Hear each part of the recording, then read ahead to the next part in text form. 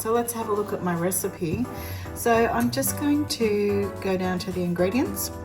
300 grams of plain flour, 20 grams of baking powder, 30 grams of caster sugar, optional. I don't always use that if I'm going to slather them with jam and chantilly cream. Salt just brings the flavour out. I've put cream and soda water in to give them a lift. All right, so let's go. The instructions are here, but I'm going to go them step by step. Alright, so I set my air fryer for 180 at bake, 25 minutes. Okay, so the first thing you do is you would line your tin, unless you've got something like this, which is non-stick. I don't bother with lining this. The next thing I'm going to do is weigh in 300 grams of plain flour. That in now. Okay, there we go, that's that. All right, and then we want 20 grams of baking powder. Oh, don't wear black. So we've got 300 grams of flour, 20 grams of baking powder. You have to tear by hand with this because it's a guided recipe that I've written. And then you need a pinch of salt. I always say that because this hasn't got very many ingredients in it, it's a really good idea to put a little bit of salt to bring those flavours out, what's there. You can put caster sugar if you want, but I don't bother usually. Then we're going to pop the lid on and give it a sift. So my recipe tells you to do 3 seconds, speed 5. Alright, and next we're going to weigh the cream and soda water into the Thermomix bowl. So I put in 120 cream and I'm going to do the same with the soda water.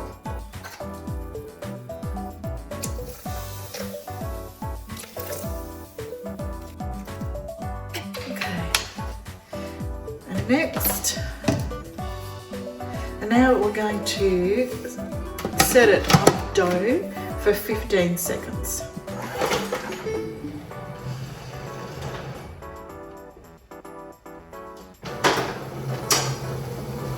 Gosh, that is so much quieter. Love it. Alright, we're going to take the lid off and scrape down. I keep waiting for the lid, but it's already open. Alright, just scrape down for a sec. This should look like a really shaggy sort of dough. And we're going to go next another 15 seconds.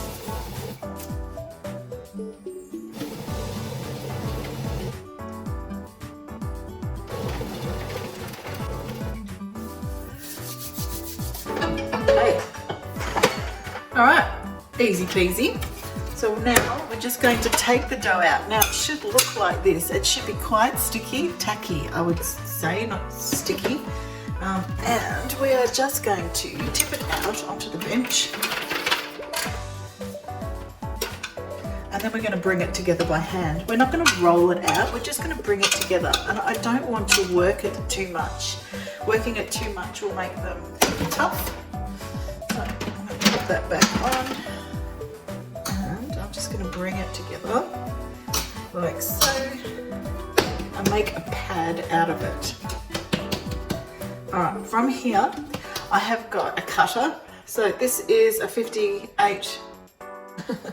Alright, so what I've done is I've put a little bit of plain flour into a bowl here and I'm just swishing around this cutter in here. Now I'm going to make all of these the height of my cutter. So do that and they'll all be the same size. So this recipe will give you 6 scones. Of course you could make one whole scone if you wanted to and make a really big tall one. But I find that if you get 6 out of this mix, then you will have the same size, and they'll be nice and tall. So as you can see, I'm actually not working the dough too much. We don't want to do that. We want to leave it light so that it's light and fluffy, these scones. Now, for this last bit, I just bring it together and fit it inside here. Any leftover bits, I just stick them under the shortest one. Oh, there's a little hole in that one. That's okay. All right, and that is it. We would then put it inside here, but what I'm going to do is I'm going to make a second batch so that we have a full batch of scones. Okay, so this batch I'm going to make as date scones. I'm just going to bring down my scales and weigh these so that you know how much I'm putting in. So I'm going to go with 60 grams of dates. I'm just going to chop these in half. And the reason why I chop them in half is sometimes, even though they say they're pitted, you will find that there are little stones in there, and you want to make sure that you got them out. You don't want anybody breaking any teeth. So I just cut them in half. Leaving them whole is too big anyway. Chopping them in the Thermomix, you could do that, but you won't come across the stones that way. So just chop them in half, it's easy enough to do. And we'll put those aside. All right, I'm going to make that recipe again. Lid on. And dough.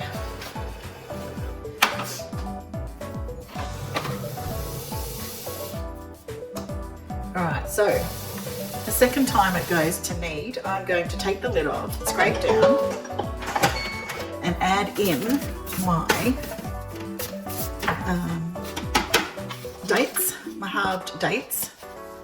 And this way they will get mixed in without getting chomped up. So next, do that. Sounds like that's perfect. All we need to do now is find the right size tin and pop them in. Now I pop them really close together, so I've put the date ones at one end and I'm putting the plain scones at the other, but I'm making sure that they're really close. That helps with the rising, and I'll explain that shortly. The next thing I'm going to do once they're in there is I'm going to mix up a little bit of cream and a little bit of soda water. Now you can use milk if you wanted to, but I've got these both on the bench. So I'll just mix those together and grab a pastry brush to brush the tops of my scones. Now I'm doing this because what I want to do is I want to make sure that the scones are moist on top so that they don't set in place.